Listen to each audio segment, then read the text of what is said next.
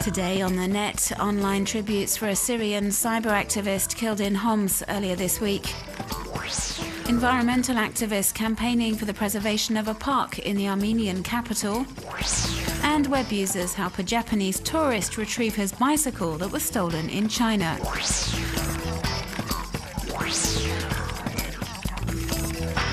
A cyber activist was killed in the Syrian city of Homs on Tuesday, the day before American Marie Colvin and France's Remy Oshlik.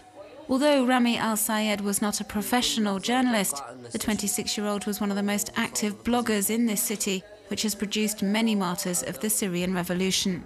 Rami Al-Sayed, who went under the pseudonym Syria Pioneer, was based in Baba Amma, one of the neighborhoods in Homs worst hit by the military assault by forces loyal to Bashar al-Assad.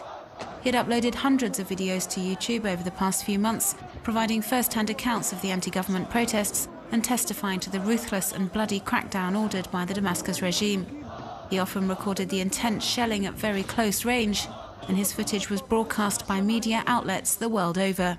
His bravery and courage have been hailed by the online community, and in particular on the site Bambuser, which hosted streams of live video from his camera in Homs, where he reported amid heavy shelling. What is thought to be his final broadcast is also being relayed online. He appeals to the international community to take urgent, concrete measures to end the repression in Homs. He was killed shortly afterwards as he was taking casualties to a makeshift hospital.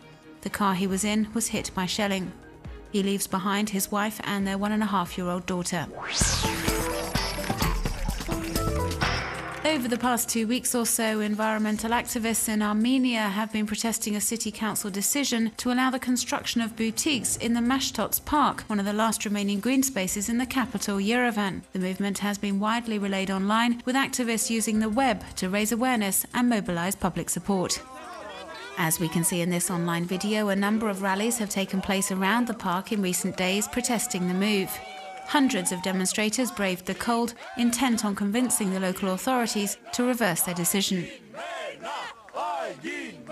And in view of the lack of response from the authorities in Yerevan, some decided to take matters further by taking occupation of the building sites in a bid to stop further construction.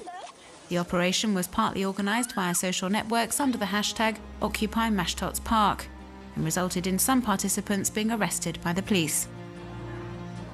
But as we can see in this footage, which is currently doing the rounds on sharing sites, the City Council appears to have found a way to overcome this latest hurdle by instructing employees to work through the night. And although the authorities appear to be ignoring their demands, environmental activists continue to spread their message via the local blogosphere, and the movement is drawing a growing number of supporters. This Facebook group has been created specifically for the cause. It's called It's Our City and already has over 4,000 members, all hoping the City Council will abandon the project. Well-known Swedish download site The Pirate Bay has launched a promotion platform for independent artists. It's called The Promo Bay and offers musicians, writers and other creative types an advertising spot on its homepage. Interested parties simply have to send in a logo and a link to a website where their content can be freely shared. So in just a few clicks, artists will be able to promote their work free of charge all over the world.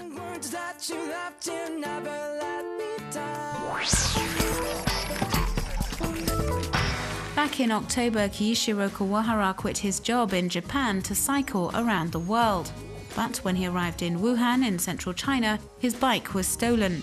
Determined to get it back, he contacted the police and was interviewed by a local television station.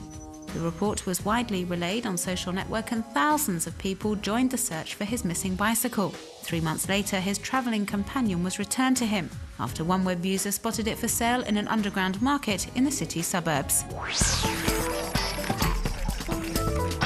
Tijma Termat is a 25-year-old artist from Holland, and in this video entitled I Paint, he's used a stop-motion technique to illustrate how his paintings gradually take form, bringing them to life and taking us to a place somewhere between dream and reality.